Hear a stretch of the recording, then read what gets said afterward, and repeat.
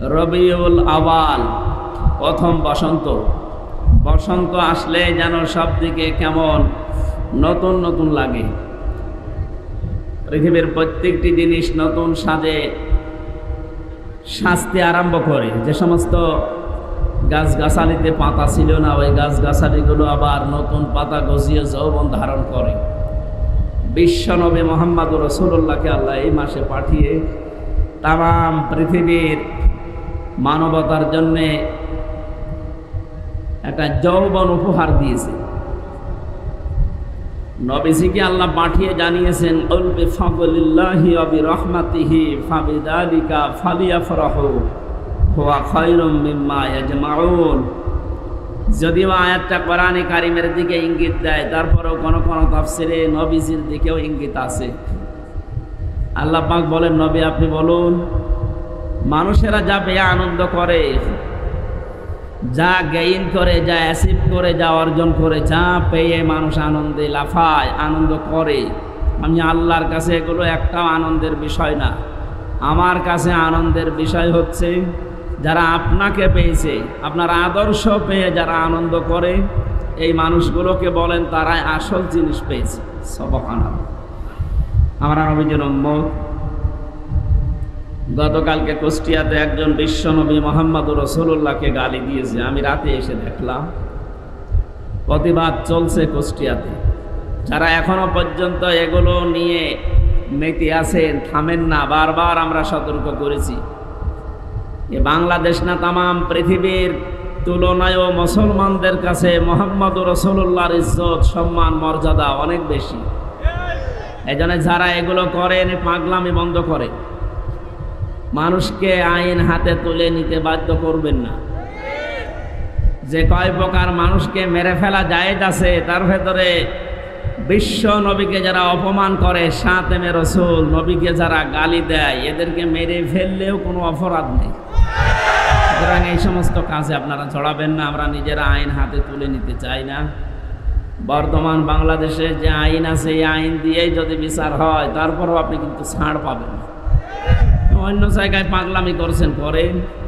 নবীজির বিষয়ে কোনো আপোষ নেই। মুহাম্মদুর রাসূলুল্লাহ, আমরা এমনি নামাজ পড়তে না পারি, সিয়াম করতে না পারি, কিন্তু মুহাম্মদুর রাসূলুল্লাহর মর্যাদা আমাদের জীবনের চাইতেও বেশি। লা ইউমিনু আহাদুকুম হাত্তা আকুনা আহাব্বা ইলাইহি মিন ওয়ালিদিহি ওয়া ওয়ালাদিহি ওয়ান নাসি আজমাইন। নবীজি বলেন, অতক্ষণ পর্যন্ত তুমি মুমিন হতেই পারবে না যতক্ষণ সন্তানাদি, স্ত্রী, পুত্র, ছেলে মেয়ে, দুনিয়ার সব মানুষের তুলনায় আমি মুহাম্মদুর রাসূলুল্লাহকে বেশি ভালোবাসা, মহব্বত দিতে না পারবে। সুতরাং এই হাদিস সামনে রেখে আমরা কিন্তু দুনিয়ার জীবন চালাই। আমরা নামাজ, সিয়াম, অন্যান্য ইবাদত, বন্দেগী, জিকির, আজকার আমাদের কম থাকতে পারে, মুহাম্মদুর রাসূলুল্লাহর মহব্বত আমাদের ভেতরে কম নেই। বলেন। তারপরও এটা রবিউল আওয়াল মাস আসলে এমনি মানুষ অনেকে আবেগে অনেক কিছু করে, যদিও ইসলাম সমর্থিত এগুলো না। যেহেতু যেটা ইসলামে নেই ওইটা আমরা ইবাদত মনে করে যেন না করি, সতর্ক করছি। রবিউল আওয়াল আসলে যারা নবীর জন্মদিন পালন করার জন্য পাগল হয়ে যান, পৃথিবীতে কারো জন্মদিন, মৃত্যুদিন পালন করা জায়েজ না। এটা ইহুদি খ্রিস্টানদের কালচার। আমি কথা বোঝাতে পেরেছি? ইসলামে যেটা নেই, কেউ যদি ইসলাম মনে করে এটা পালন করে, সে বেদাত করে। আর যারা বেদাত করে সে যত জ্ঞানী মানুষ হোক ও গোমরাহ। আর যারা গোমরাহি অবলম্বন করে, আল্লাহ তাদেরকে জাহান্নামের পথে দিয়ে দেবে। এই জন্য আমরা যেহেতু সচেতন মানুষ, জীবন চলে যাবে, তারপরও ইসলামে আমরা যেন কিছু না ঢোকাই। যতটুকু ভালোবাসা, মহব্বত সাহাবা একরাম দিয়েছেন, তামাম রংপুর না, তামাম পৃথিবীর মানুষ মিলে একজন সাহাবীর ভালোবাসা নবীকে দিতে পারবো আমরা? ওনারা যা করেছে, ওনারা আমাদের আদর্শ, মডেল, নমুনা। ওইটা দেখে দেখে আমরা বিশ্ব নবীর মহব্বত, ভালোবাসা চালাবো ইনশাআল্লাহ। রবিউল আওয়ালে যারা শুধু জন্মদিন পালন করার জন্য এই যে 63 দিন অনুষ্ঠান চলছে, কোথায় পেয়েছেন এগুলো? যদিও আপনাদের রংপুর, রাজশাহী এই সমস্ত বিভাগে এগুলো কম, এই চট্টগ্রাম, সিলেটে, ওরে বাবা কি মহব্বত এদের। অথচ পৃথিবীতে প্রমাণ সিরাতের যত গ্রন্থ আছে প্রায় 27টার উপরে, প্রায় গ্রন্থগুলো আমি দেখেছি। কোনো জায়গায় নবীজির জন্ম নিয়ে সাহাবায়ে কেরাম এবং তার বংশের লোকেরা এইরকম অনুষ্ঠান বানিয়ে আনন্দ করেছে আমরা পাইনি। হ্যাঁ, দুইজন চাচা আনন্দ করেছি, একজন আবু লাহাব আর একজন আবু তালেব। এই দুইজনেই নবীর জন্মে খুব খুশি ছিল, কিন্তু নবীর আদর্শে তারা খুশি ছিল না। এক কথা বুঝতেছেন? এই দুইজন নবীর চাচায় আদর্শ পেয়ে তারা খুশি না, কিন্তু তারা নবীর জন্মে খুশি। এই যে মিলাদ যেটা বলা হয়, মিলাদ মানে জন্ম, মিলাদ মানে এই দুইজন চাচার পুরা জীবনী পড়েন, দেখবেন এরা এত খুশি ছিল নবীর জন্ম পেয়ে। নিজেদের বাড়ির কাজের মেয়ে, কেনা কাজের মেয়ে, এখন তো আমরা টাকা দিয়ে ভাড়া করে নিয়ে আসি, আরো সময় কিনে নেওয়া ছিল। মানুষ বেচা কেনা হয়তো গরু ছাগলের মতো, বাজার থেকে কাজের মহিলা কিনে বাড়িতে রেখেছিল আবু লাহাব, সোয়াইবিয়া। এই মহিলা এসে যখন আবু লাহাবকে জানিয়েছে যে নেতা, মালিক, আপনার মরা ভাইয়ের সন্তান হয়েছে, খুব সুন্দর। এই লোকটা এত বেশি খুশি, আবেগে, আনন্দে এই 2 আঙ্গুল দিয়ে বলেছিল, চাহ করে আমি আজাদ করে দিলাম। আল্লাহ খুশি হয়েছিলেন এই কাজটায়, কারণ নবীজির জন্য দুনিয়াতে কেউ কিছু করলে আল্লাহ এটা নষ্ট করে না, তার যদি ঈমান নাও থাকে। কথা বুঝতেছে?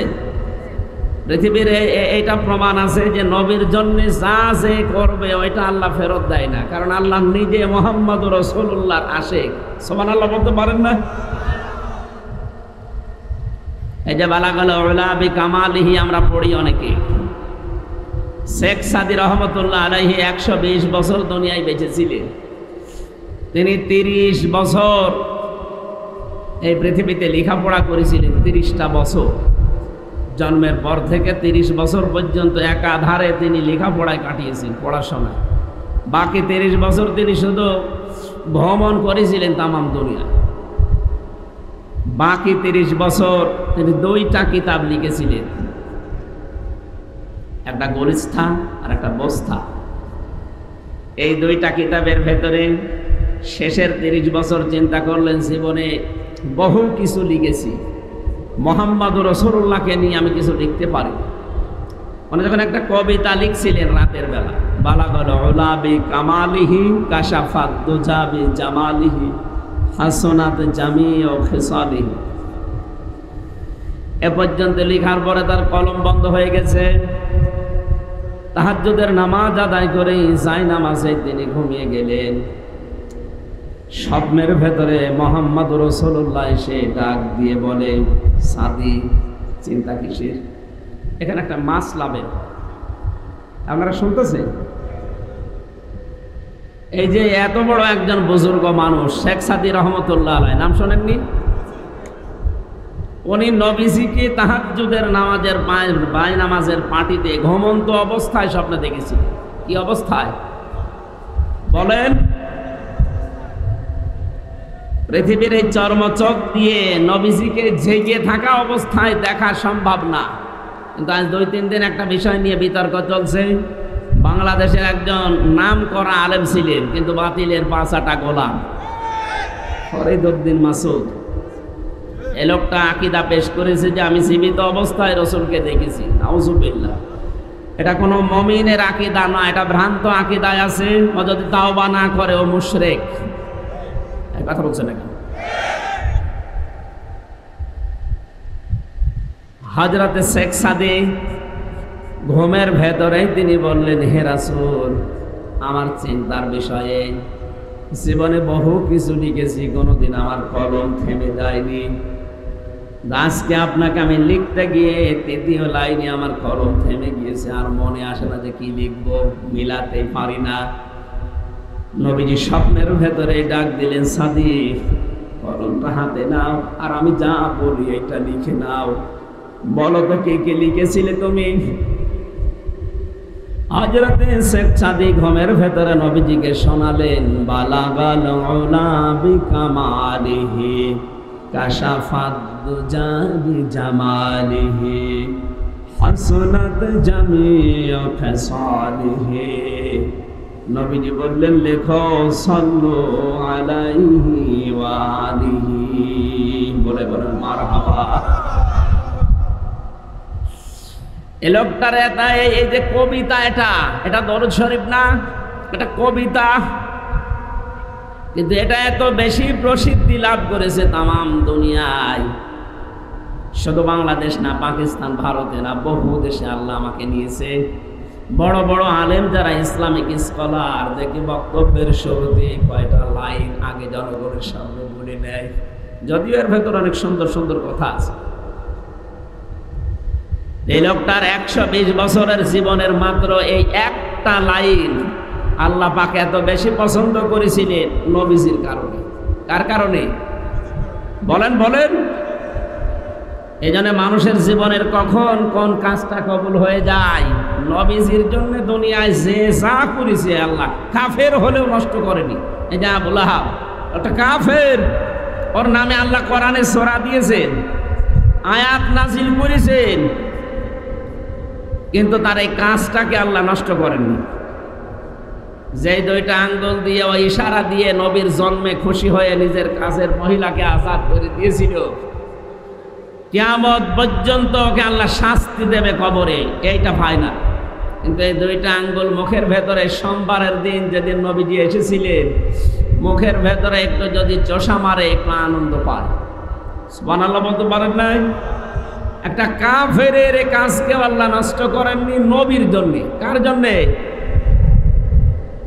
আর একটা আবু তালেব, এই লোকটার কাজও আল্লাহ নষ্ট করেনি, এত খুশি হয়েছিল নবীর জন্মে, কিন্তু আদর্শের কথা যখনই বলতে গেছে না, তখন উনি আর মানতে চান না। হ্যাঁ, তাকে পাহারা দিয়েছিলেন, ছোটবেলা থেকে জীবন দিয়ে পাহারা দিয়েছিলেন।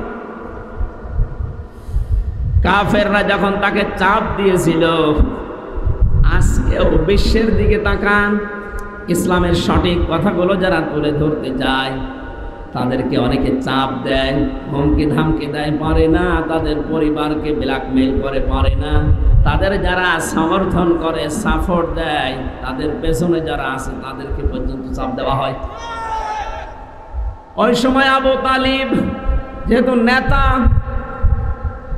কুরাইশ নেতা, আশপাশের যারা আরো ছোটখাটো নেতা আছে তাদের সবচেয়ে বড় নেতা ছিল। এসে ডাক দিয়ে বলেছে, আবু তালিব, তোমাকে আমরা মান্য করে চলি, কিন্তু তোমার ভাতিজা নতুন অনেক ধর্মের আবিষ্কার করে যা আরম্ভ করেছে, থামতে বলো, নয়তো আমাদের হাতে তুলে দাও। আবু তালিব বাড়িতে গেলেন, নবীজিকে ডাক দিয়ে বললেন, মুহাম্মদ, ভাতিজা আমার, কাফেররা এসেছিল তোমাকে তাদের হাতে তুলে দিতে বলে, অপশন দিয়েছে কয়েকটা, যদি দুনিয়ার সবচাইতে বেশি সুন্দরী মহিলা চাও, এই পুরো আরব জাহানে তোমাকে তারা বিয়ে দিয়ে দেবে। যদি সম্পদ দাও, তারা সম্পদের মালিক বানাবে। ক্ষমতা চাইলে তাদের যে চেয়ার আছে, ক্ষমতার চেয়ারও তোমাকে অর্ধেক দিয়ে দেবে। কিন্তু শুধু একটা কথা জানিয়েছে, তুমি যে নতুন ধর্ম প্রকাশ করো, প্রচার করো, এইটা বন্ধ করে দেওয়া লাগবে, আর নয়তো তাদের হাতে তোমাকে তুলে দেওয়া লাগবে। বিশ্বনবী ওই সময় চাচার কাছে দাঁড়িয়ে যে কথা বলেছিলেন, চাচা কাফের, কিন্তু তার মনে কথাটা এত বেশি আসর করেছিল, লেগেছিল, ডাক দিয়ে বলে, চাচা আমার, তারা আমাকে তাদের হাতে তুলে দিতে বলে। যারা যে সমস্ত জিনিস দেওয়ার ঘোষণা দিয়ে গেল, ওইগুলো তো দেওয়া সম্ভব, যেটা দেওয়া সম্ভব না, আকাশের চাঁদ যদি আমার বাম হাতে দেয়, সূর্য যদি আমার ডান হাতে এনে দেয়, এরপরও আমি মুহাম্মদ ঘোষণা দিলাম যে ধর্ম আমি প্রচার করছি, আমার আল্লাহ আমাকে নির্দেশ দিয়েছে, 1 সেকেন্ডের জন্য সেটা প্রচার করা, বন্ধ করা আমার জন্য সম্ভব না। বলেন সুবহানাল্লাহ। এই সময় আবু তালিব, এই লোকটা নবীজির এই কথা শোনার পরে এত বেশি আবেগ আপ্লুত হয়েছিলেন, বিশ্বনবীর মাথায় হাত দিয়ে বলে, ভাতিজা মুহাম্মদ, তুমি যা আদিষ্ট হও সব প্রচার করো, আমি তোমাকে কথা দিচ্ছি, কবরের মাটিতে শোয়ার আগে তোমার পেছন আমি ছাড়বো না। ধরে বলেন সুবহানাল্লাহ। তারা কিন্তু খুশি ছিল, দুইজনের জীবনীতেই পেয়েছি, তারা জন্মে খুব খুশি, মিলাদে কিন্তু যখনই নবীজি তাদের সামনে আদর্শ প্রচার করলেন, আবু তালিবের সামনে যখন বলেছিলেন আমি আবি তালিব লা ইলাহা ইল্লাল্লাহ হাজ্জুল লাকা ইনদাল্লাহি ইয়াউমাল কিয়ামাহ, রাহুল বুখারী। হে চাচা, আপনারে জোরে বলতে হবে না, শুধু আমার কানের কাছে মুখ নিয়ে আস্তে করে ঘোষণা দেন যে লা ইলাহা ইল্লাল্লাহ। রিসালাতের ঘোষণা তো লাগবে না, যেহেতু আমি নিজেই মুহাম্মদুর রাসূলুল্লাহ, ওটা আমি নিয়ে নিলাম। শুধুমাত্র আল্লাহর একাত্মবাদের বিষয়টা আমারে শোনান, কানের কাছে মুখ নিয়ে বলেন। পাশে যারা নেতা ছিল, আবু লাহাব, আবু সুফিয়ান, আবু সেহেল, এরা বলেছে নেতা পড়বা, এতদিন পর্যন্ত বাপদাদার ধর্ম মেনে চললা, এখন যদি ভাতিজার এই নতুন ধর্ম গ্রহণ করো, মরণের পরে মানুষ তোমার নামে বদনাম বের করবে, তোমার কাপুরুষ বলবে, ভীরু বলবে, উল্টা পাল্টা। লোকটা আর পড়ে না। নবীজির মন খারাপ হয়ে গিয়েছিল, চিন্তা করলেন কি হয়ে গেল, সারাটা জীবন আমাকে কোলে পিঠে করে, কাকে করে, নিজের সন্তান আলীকে পাত্তা দিত না, আমি মুহাম্মদুর রাসূলুল্লাহকে বুকে নিয়ে ঘুমাতো। আমার দাদা 8 বছর বয়সে ইন্তেকালের সময় এই চাচার হাতে আমারে তুলে দিয়ে গেছে, এখনো পর্যন্ত আমি মুহাম্মদের চাচার আন্ডারে থাকি, অথচ আজকে আমার চাচা জাহান্নামী হয়ে যাচ্ছে। তিনি মন খারাপ করলেন। ফেরেশতা জিবরাইল সূরা কসসের 56 নম্বর আয়াতটা নিয়ে হাজির হয়ে গেলেন। হে নবী, ইন্নাকা লা তাহদি মান আহবাবতা ওয়ালাকিন্নাল্লাহা ইয়াহদি মাইয়াশা। তাফসীরে ইবনে কাসিরের ভেতরে আছে, নবীজি ডাক দিয়ে বলেছিলেন, চাচা বহু চেষ্টা করলাম আপনার পেছনে, আপনি এই কথা বললেন, আমার মনটা খারাপ হয়ে গেল। এই যে দেখছি জিবরাইল এসে গেছে, কি নিয়ে এসেছে বার্তা? ফেরেশতা জিবরাইল বলে, আপনি মন খারাপ করবেন না, কাঁদো কাঁদো অবস্থা আপনার দেখতে পাচ্ছি, কেন আপনার মন খারাপ হয়? হেদায়েত কি আপনার হাতে আল্লাহ দিয়েছেন বলেন? এটা তো আল্লাহ নিজের হাতে রেখেছেন। এটা যে আপনার চাচা, এটা আল্লাহ জানে। সারা জীবন আপনাকে কোলে নিয়ে, কাকে নিয়ে, পিঠে নিয়ে, বুকে নিয়ে মানুষ করেছে, খাওয়া দাওয়া দিয়েছে, আল্লাহ দেখেছে। কিন্তু লোকটার মন নেই। আপনি এত চেষ্টা করার পরেও লোকটার মন নেই। এই জন্য আমার আল্লাহ পাক তাকে জোর করে হেদায়েত দেয়নি, কারণ হেদায়েত কে পাবে এটা আপনার চাইতে আল্লাহ ভালো জানেন। বলেন সুবহানাল্লাহ। এই লোকটা এত কিছু করেছিল জীবনে, খুশি আনন্দ মিলাদে, কিন্তু নবীর আদর্শের কথা শুনে তার মুখ ফিরিয়ে নিয়েছে। এখানে হাদিস হচ্ছে এটা, কিয়ামতের দিন নবীজি বলেন, আমার এই চাচা আবু তালিবের পায়ের নিচে জাহান্নামের জুতা আল্লাহ পরিয়ে দেবে। এই জুতার গরমের ঠেলায় তার মাথার মগজ পর্যন্ত টক করে পড়বে। আর এক চাচা আবু লাহাবের কথা শুনলেন। বিশ্ব নবী সাফা পাহাড়ে দাঁড়িয়ে বলেছিলেন, ইয়া সাবাহা, হে সকাল। তার মানে মানুষ যদি বিপদে পড়ত, ওই সময় পাহাড়ের পাদদেশে উঠে তারা ঘোষণা দিত, হে সকাল, আমার বিপদ চলছে। লোকজন সবাই যখন পাহাড়ের পাদদেশে হাজির হয়ে গেছে, ডাক দিয়ে বলে, মুহাম্মদ তোমাকে দেখতে পাচ্ছি, কি হয়েছে তোমার, কি বিপদ বলো? নবীজি ওই দিন বলেছিলেন, আমি যদি বলি পাহাড়ের পাদদেশে পেছনের সাইডে একদল শত্রু সেনা অবস্থান করছে তোমাদেরকে আক্রমণ করার জন্য, আমি তোমাদের যেটা অপেক্ষা করার জন্য বলছি, সতর্ক হওয়ার জন্য, এখন যদি সতর্ক না হও তাহলে তারা আক্রমণ করবে। ওরা বলেছিল, আপনি যা বলেন আমরা সব বিশ্বাস করি, কারণ কোনোদিন আপনি মিথ্যা বলেননি, এটা আপনারা জানি। যখনই নবীজি বললেন, তোমরা যদি এই মুহূর্তে আল্লাহর একাত্মবাদের স্বীকৃতি না দাও, তাহলে তার গজবের ফেরেশতারা অবস্থান নিচ্ছে, তোমাদের উপর আক্রমণ চালাবে। সামনে কেউ কোনো কথা বলে নাই, হাজারো মানুষের। একটা লোক দাঁড়িয়ে একটা পাথর নিয়ে নবীজির দিকে নিক্ষেপ করেছিল আর জানিয়েছে, তাব্বালাকা আলিহাদা জামাআতানা ইয়া মুহাম্মদ, এ মুহাম্মদ তুই ধ্বংস হয়ে যা। বলে নাউজুবিল্লাহ। এই কথা বলার জন্য আমাদেরকে একত্রিত করলি, তুই ধ্বংস হয়ে যা, বরবাদ হয়ে যা, তুই নষ্ট হয়ে যা।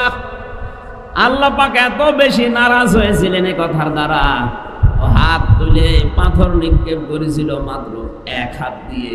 কয় হাত বলেন বলেন? অথচ কোরআন বলছে তাব্বাত ইয়াদা আবি লাহাবি ওয়া তাব। এখানে তাব্বাত ইয়াদুন না, ইয়াদা নিয়েছিল। তাসনিয়ার কারণে নুনটা পড়ে গেছে, এসাফতের কারণে নুনটা পড়ে গেছে। তাব্বাত ইয়াদা শব্দের শাব্দিক অর্থ হচ্ছে দুই হাত। আল্লাহ বলেন আবু লাহাবের দুই হাতই ধ্বংস হয়ে যা। প্রশ্ন আসতে পারে, আল্লাহ কি অবিচারক? বলেন, সে তো এক হাত দিয়ে পাথর নিক্ষেপ করেছিল নবীর দিকে। আল্লাহ যদি রাগ করে কিছু করেও তাহলে তার এক হাত ধ্বংস হওয়ার কথা বলবেন? তাব্বাত ইয়াদুন কথা বলেন না কেন? দুই হাতের কথা দিলেন। আমি যদি এখন এই যে জিনিসটা পাথর মনে করি এখান থেকে নিক্ষেপ করি, শুধু এক হাতের দ্বারা হবে না, এই হাত নড়াচড়া করবে। কথা বলেন, আপনি দেখেন কোন পাথর নিয়ে যদি জোরে নিক্ষেপ করেন দূরের দিকে, এই হাত দিয়ে যদিও মারেন এই হাত নড়াচড়া করবে, সাপোর্ট দিচ্ছে, সমর্থন জানাচ্ছে। আল্লাহ পাক বলেন যখন পাথর নিক্ষেপ করে নবীর দিকে এক হাত দিয়েই করেছিল, কিন্তু এই হাত দিয়ে একটু নড়াচড়া করেছে, এই জন্য আমি ওই হাতও রাখলাম না, নষ্ট করে দিলাম। এতটুকু আল্লাহ শেষ করেননি, শুধু আয়াত নাযিল করে আল্লাহ শেষ করবেন তা না, কিয়ামত পর্যন্ত আয়াত থেকে মানুষ যেন শিক্ষা নিতে পারে। যেহেতু তার দুই হাত আল্লাহ ধ্বংস করেছিলেন, কারণ এতটুকু যে হাত একটু নড়াচড়া করে সাপোর্ট দিয়েছে। আজ ১৫০০ বছর পর বিশ্ব নবীর আদর্শের পেছনে যারা লেগেছেন, বিভিন্ন মানুষ আমরা দেখতে পাচ্ছি। হয়তো আপনি এই ডান হাত দিয়ে শক্তি সামর্থ্য অনুযায়ী কাজ করছেন, আর বাম হাত দিয়ে পেছনের দরজা দিয়ে অনেক রাঘব আর টাকা পয়সা ক্ষমতা দিয়ে আপনাদেরকে সাপোর্ট দিচ্ছে।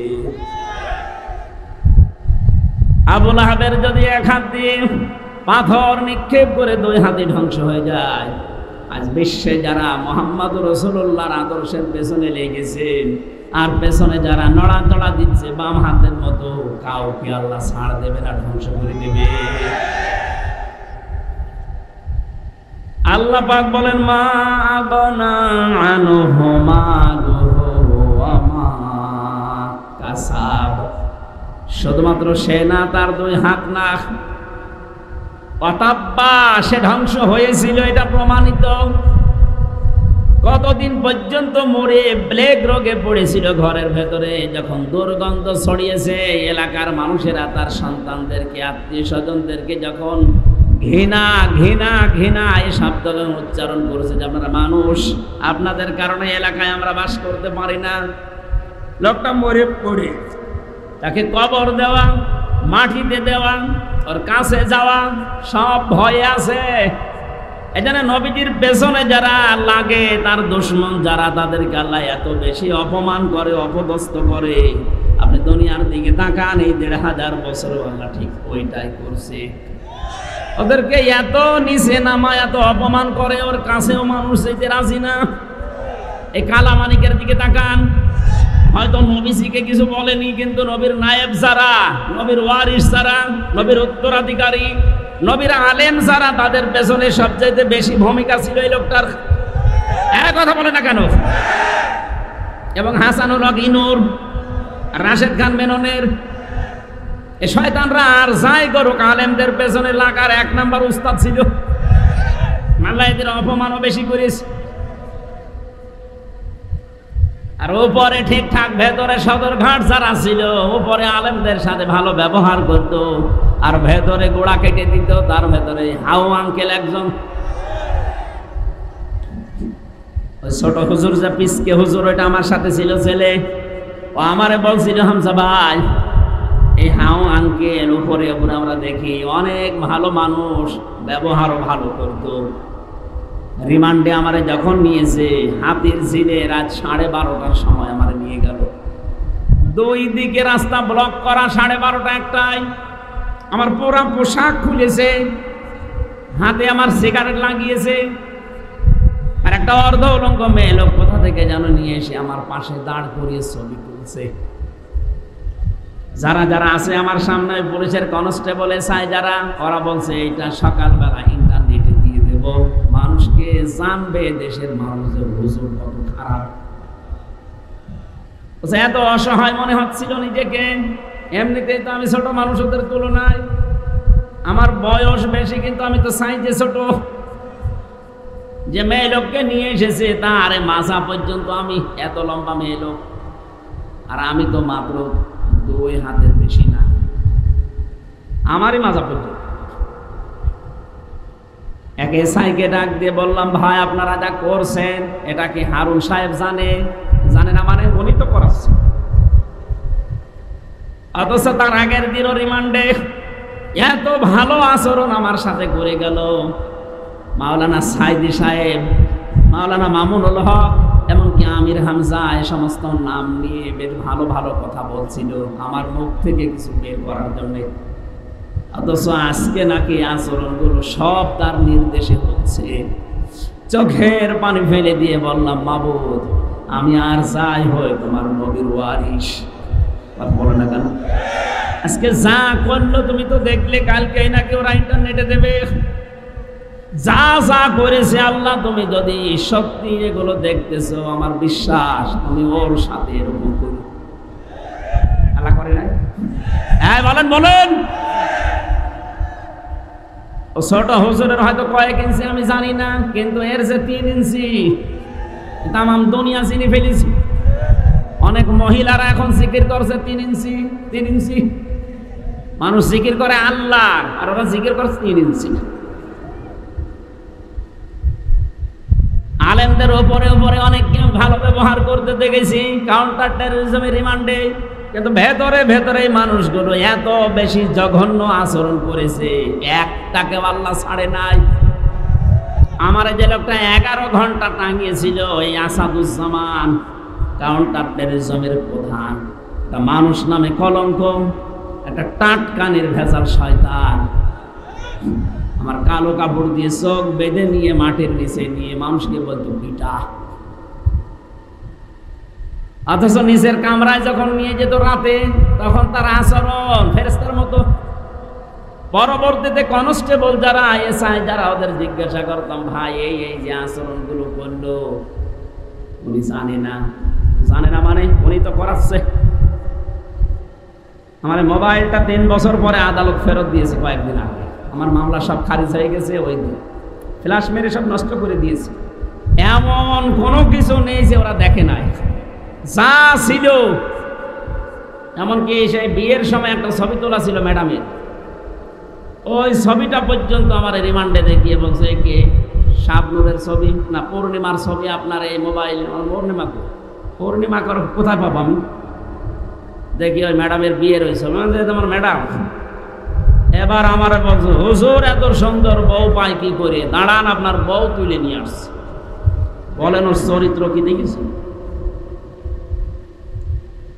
আমি আর যাই হয়, আমি নিজে আলেম দাবি করি না, কিন্তু মানুষ তো আমার আলেম বলে। এক কথা বলে না কেন? দেশের শিক্ষা ব্যবস্থা অনুযায়ী অন্তত আমার সার্টিফিকেট আছে। আমি কামেল করেছি ফেকা নিয়ে, আমি অনার্স মাস্টার্স করেছি কোরআন নিয়ে।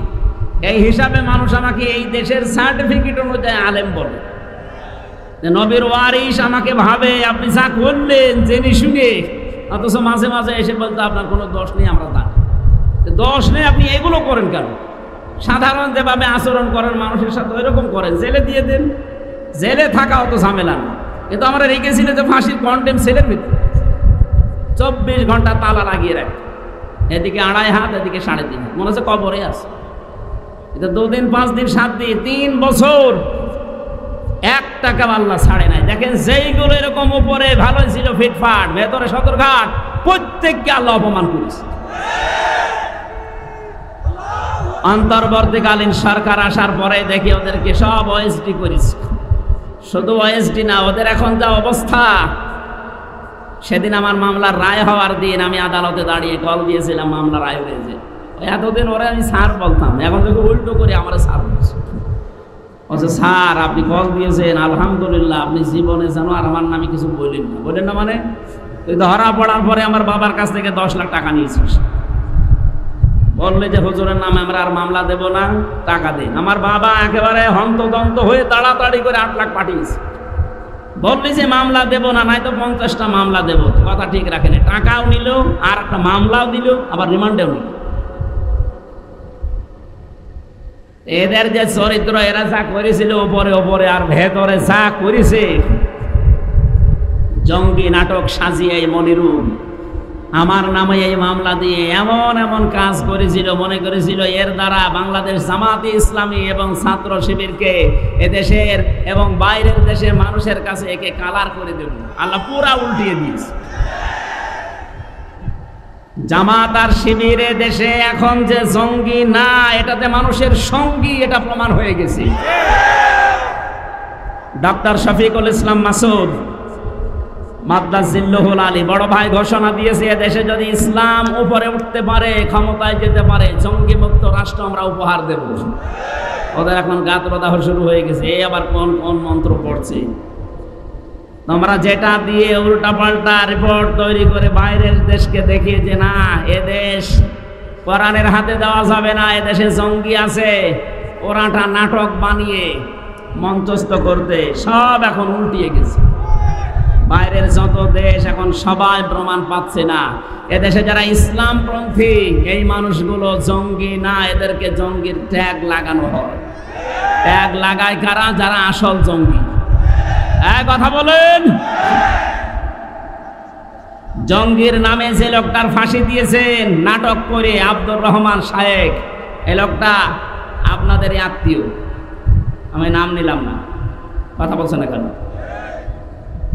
এই জন্য আমার কথা ছিল, আপনার যে মাল সম্পদ, আপনার যে রায়, আপনার যে সমর্থন, হয়তো ডাইরেক্ট অনেকে নবীর বিরুদ্ধে, নবীর ওয়ারিসদের বিরুদ্ধে কিছু করে না, পেছনের লাইন দিয়ে অনেকে সাপোর্ট দেয়, তাদেরকেও আল্লাহ ছাড়ে নাই। কারণ এই আয়াত আল্লাহ 1500 বছর আগে দিয়েছে, কিয়ামত পর্যন্ত ছাড়বেও না। সায়াসলা নারং যাতা লাহাব, অতি শীঘ্রই আমি তাকে লেলিহার আগুনে প্রবেশ করাবো। অমরাত, তার স্ত্রীকেও, কারণ তার স্ত্রীও নবীর বিরুদ্ধে ছিল। এখান থেকে প্রমাণ হয় যে সমস্ত মেয়ে লোকাজ তার স্বামীরা নবীজির বিরুদ্ধে, ইসলামের বিরুদ্ধে, আর বউগুলো মেয়েগুলো ইসলামের বিরুদ্ধে অবস্থান নিয়ে স্বামীকে সাপোর্ট করছেন, তাদেরকেও স্বামীর সাথে জাহান্নামে দেওয়া হবে। এই জন্য বিবেক আপনার আছে, আপনি তার গরু ছাগল না। এটা শুনছেন, পাল্টাবেন নিজেকে। আমরা আসল কথায় আসি, আমরা শুধু নবীর মিলাদে জন্মে আমরা খুশি না, আমরা নবীর আদর্শে খুশি। কারণ জন্ম নিয়ে মিলাদ নিয়ে যারাই খুশি আমরা দেখতে পাচ্ছি তারা সব জাহান্নামী। কথা বলেন ঠিক কিনা? আর দুইজন চাচার কথা জানি, একজন হামজা আর একজন আব্বাস। এই দুইজন আপন চাচা, কিন্তু তারা শুধু জন্মের সময় খুশি ছিল না, তারা খুশি ছিল, আনন্দ করেছে নবীর আদর্শ পেয়ে। এ কথা বলেন না কেন? তারা এত বেশি খুশি হয়েছিল নবীর আদর্শে। হামজা এই লোকটা তীর ধনুক চালানোর উস্তাদ ছিল, পশু পাখি শিকার করতে বের হতো। একদিন এক হরিণের পেছনে দৌড়াচ্ছে, মানুষ দেখলে তো হরিণ দৌড়ায়। হযরতে হামজা তীর নিয়ে যখনই তিনি জঙ্গলের ভেতরে এগিয়ে যাচ্ছেন, হরিণ দেখে নিজের কাছে চলে আসতেছে। কি গো আশ্চর্য, হরিণ তো দৌড়াবে আর আমার কাছে আসে। হরিণ একেবারে কাছে আসার পর ডাক দিয়ে বলে, মাবুদ, জীবনে আমার জবানটা খুলে দাও, আমি শুধু নবীর পক্ষে একটা কথা বলে জীবনটা ধন্য করি। আমি আগেই বলেছিলাম নবীজির জন্য পৃথিবীতে যে যা করেছে একটাও আল্লাহ নষ্ট করেনি, একটাকেও আল্লাহ পাক না দিয়ে পারেননি। হরিণ যখনই বলেছে আমি নবীর পক্ষে একটু কথা বলতে চাই, আল্লাহ তার জবান খুলে দিয়েছেন। মানুষের মতো এসে বলে, হামজা, তুমি আমাকে শিকার করার জন্য পেছনে দৌড়াচ্ছিলে, অথচ আমি নিজে শিকার হওয়ার জন্য তোমার হাতে ধরা দিচ্ছি, কারণ আছে। আমি একটা কথা বলতে চাই, আমাকে শিকার করে জবাই করে রান্না করে খেয়ে ফেলো, কোনো অসুবিধা নেই। আমার দুইটা বাচ্চা পর্যন্ত কাঁদছে, তাদেরকেও দরকার হয় সাথে নিয়ে আসি।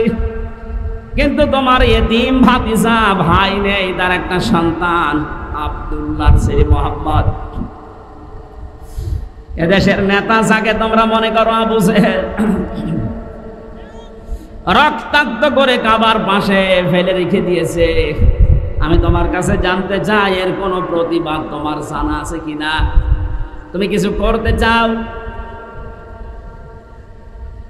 মনের দুঃখ নিয়ে, ভারাক্রান্ত মন নিয়ে এই হরিণকে, হরিণের বাচ্চা দুটোকে ছেড়ে দিয়ে বাড়িতে আসলেন। স্ত্রী কাঁদতেছে, ডাক দিয়ে বলে, বউ আমার কাঁদো কেন? বলে, কাঁদি আমার তো ছেলে মেয়ে নেই। আমি কাঁদি এই কারণে, তোমার ভাইয়ের ছেলে মোহাম্মদ এতিম মানুষ, তারে আজকে আবু জেহেল মারধর করে কাবার পাশে রক্তাক্ত করে ফেলে রেখেছে। কিছু করবা কিনা? যদি কিছু না করো আমি তোমার জন্য রান্না বাড়া সব বন্ধ করে দিলাম। নবীজির চাচি হযরতে হামজার স্ত্রীর এই কথাটাকে আল্লাহ ফেলে দেয়নি। সিরাত ইবনে হিশামের ভেতরে আল্লাহ পাক তাকেও চিরন্তন করে দিয়েছেন। বলেন সুবহানাল্লাহ। দৌড় দিয়ে ওই ধনুক নিয়ে চলে গেলেন। আবু জেহেল কয়েকজন সাঙ্গ পাঙ্গ নিয়ে মিটিং করছিল যে আজকে মোহাম্মদকে জনমের পিটানো পিটিয়েছি। তীর ধনুক নিয়েই বললে, কেন তুমি আমার ভাতিজাকে মারলে? এই বলেই বললেন আঘাত। ফিনকি দিয়ে আবু জেহেলের মাথা থেকে রক্ত বের হওয়া আরম্ভ হয়ে গেছে। ডাক দিয়ে বললেন, দেখো আমার ভাই বেঁচে নেই, কিন্তু আমি হামজা এখনো পর্যন্ত জীবিত আছি। আমি তার ধর্ম মানি না, তার যে নিজের নতুন ধর্মের দিন এটা আমি মানি না, বিশ্বাসও করি না। কিন্তু আমি বেঁচে থাকা অবস্থায় আমার ভাতিজার দিকে যেন কোনোদিন ধরে না তাকাতে দেখি। ঠেট যখন দিচ্ছিল আশপাশের সাঙ্গ পাঙ্গ, তারা ডাক দিয়ে বলে, নেতা শুধু অর্ডার দেন হামজাকে আমরা শুয়ে দেই। আবু জেহেল বলেছে, দেখো ও যখন কথা বলছিল আমার মনে হচ্ছে ওর দুই পাশে দুইটা বাঘ দাঁড়িয়ে আছে। সিরাত ইবনে হিশামে লেখা আছে এই দুইটা বাঘের আকৃতি তাকে আল্লাহ দেখিয়েছিলেন শুধু নবীর পক্ষে হযরত হামজা থাকার কারণে। বাড়িতে গেলেন, যাবার পথে হযরতে মুহাম্মদ রাসূলুল্লাহ কাঁধ হয়ে পড়ে আছে পাহাড়ের পাদদেশে। মাথাটা তার উরুর উপরে নিলেন, ডাক দিয়ে বললেন, ভাতিজা তোমাকে যে আঘাত করেছিল এই মুহূর্তে তাকে আমি আঘাত করে রক্তাক্ত করে ফেলে রেখেছি, তুমি খুশি হয়েছো? নবীজি এবার চোখ তুলে তাকালেন, বললেন, চাচা আপনি এসেছেন, আমার শত্রুকে আপনি ওই পরিমাণে মার দিয়েছেন, আপনি আমাকে বলেন খুশি আছো কিনা? না, আমি খুশি হইনি। হযরত হামজা ওই সময় বলেছিল, ভাতিজা কি করলে তুমি খুশি হবে তাই বলো, আমি আজ তাই করব। নবীজি বললেন, চাচা সত্যি আপনি আমাকে খুশি দেখতে চান, আনন্দিত চান? বলে, হ্যাঁ চাই, বলো। আপনি আবু জেহেল সহ তামাম পৃথিবীর সবাইকে যদি মারধর করেন আমাকে খুশি পাবেন না। আমি খুশি হব তখন যখন আপনি আমার এই আদর্শটা মেনে পড়বেন। লা ইলাহা ইল্লাল্লাহু মুহাম্মাদুর রাসূলুল্লাহ।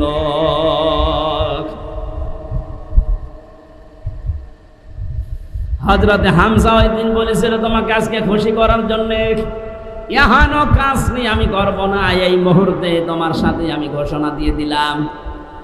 তিনি নবীর আদর্শে, নবীর জীবন চরিত্র পেয়ে খুশি হয়ে নিজের জীবনটা পর্যন্ত দিয়ে ৭০ টুকরা হয়েছিলেন উহুদের ময়দানে। তারপরও নবীর আদর্শ ছাড়েন নাই। আল্লাহ পাক খুশি হয়ে আয়াত নাযিল করেছেন কোরআনে, রাদিয়াল্লাহু আনহুম ওয়া রাদু আন যালিকা লিমান খাশিয়া রাব্বাক। এটা সাহাবায়ে কেরামের জন্য। হযরত হামজা সাহাবী ছিলেন না? কথা বলেন। তাহলে আমরা দুইজন চাচার কথা জেনেছি, তারা মিলাদে খুশি ছিল, আদর্শে খুশি না। দুইজনে জাহান্নামী, আবু তালেব আর আবু লাহাব।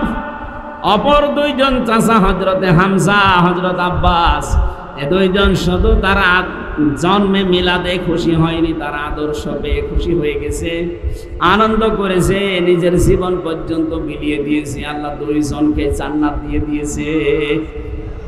আজকে রবিউল আউয়াল মাসে আমরাও সিদ্ধান্ত নিতে চাই, বিশ্ব নবী মুহাম্মদুর রাসূলুল্লাহ শুধু মিলাদ পড়ে খেজুরি জিলাপি খেয়ে আমরা শেষ করব না। তার 40 থেকে 63 এই 23 বছরের জীবনী পুরাটা আমাদের জীবনে বাস্তবায়ন করে আমরা আনন্দ করব। রাজি আছেন আপনারা? আল্লাহ মাহফিল সাকসেস করুন, বলেন আমিন। আজকে তেলাওয়াত করেছে সূরা কাসাস 85 নম্বর একটা আয়াত। এটা বিশ্বনবী মুহাম্মদ রাসূলুল্লাহর সাথে রিলেটেড, এই জন্য এটা পড়লাম। কাসাস মানে ঘটনা সমূহ। কাসাস মানে কি? আল্লাহ রাব্বুল আলামিন বলেন, ইন্নাল্লাযী ফারাদা আলাইকাল কুরআনা লারাদ্দুকা ইলা মাআদ। নবীজিকে আল্লাহ জানাচ্ছেন, হে নবী, অবশ্যই আল্লাহ পাক আপনার উপরে কোরআনের আইন মানা ফরজ করে দিয়েছেন। এখান থেকে মাসলা বের হয়, এটা কিছু তো নবীজির জন্য। কোরআনের যে আইনগুলো আছে 500 আইন আছে। কয়টা বলেন বলেন? এই 500 আইন মানা নবীজির জন্য শুধু ফরজ। এদের ব্যাখ্যা করতে গিয়ে সূরা আস-সুফরফের 42 নম্বর আয়াতে আল্লাহ জানিয়েছেন, وَإِنَّهُ لَذِكْرٌ لَكَ وَلِقَوْمِكَ وَسَوْفَ تُسْأَلُونَ। হে নবী, আপনাকে আর আপনার উম্মত বলে দাবি করবে, তাদেরকে আমি কিন্তু কিয়ামতের দিন এই প্রশ্নটা প্রথম করব যে আমার কোরআনের আইন মানা হয়েছে কিনা। তাহলে কোরআনের আইন মানা এটা ফরজ, নামাজের মতো, সিয়ামের মতো। কথা বলেন না কেন? যেটা ফরজ কাজ, ফারাজুন শব্দ আল্লাহ নিজে দিলেন কোরআনে। ইন্নাল্লাযী ফারাদা, আল্লাহ কিন্তু কাতাবা দেননি যে লিখে দিলাম, না, ফারাজা আমি ফরজ করে দিলাম। আলাইকাল কুরআনা, আপনার প্রতি আমার কোরআনের যে নিয়ম নীতিগুলো নাযিল হয়, এটা ব্যক্তি, পরিবার, সমাজ আর রাষ্ট্রে মানা এটা ফরজ। এটা কি? 96% মুসলমান আমরা এই দেশে বাস করি। কোরআনে কারিমের প্রচার করো, এই যে শব্দটা আল্লাহ পাক বলেন কোরআন প্রচার করো। ওয়াযাক্কির ফাইন্নায যিকরা তানফাউল মুমিনিন। হে নবী, আপনি কোরআনের আলোচনা করেন, কোরআন প্রচার করেন, এটা মুমিন যারা তাদের উপকার হবে। এই বিধানটা কার? আরো জোরে বলেন। অথচ 15.5 বছর এ কোরআন প্রচার করো, এ আদেশ মানতে গিয়ে এ মোস্তফা সাহেবের মতো মানুষেরা বহু মানুষের সাথে বার্গেন করা লেগেছে। আমি তো রংপুরে জেল থেকে বের হওয়ার পরে কয়েকটা অনুষ্ঠানে এসেছিলাম। ওই আগস্টের 5 তারিখে ইনি একজন মেয়র রানিং তখন, তারপরও যারা দায়িত্বে ছিল ওই সময়, ওই সমস্ত মানুষের সাথে বার্গেনিং করা লেগেছে 96% মুসলমান।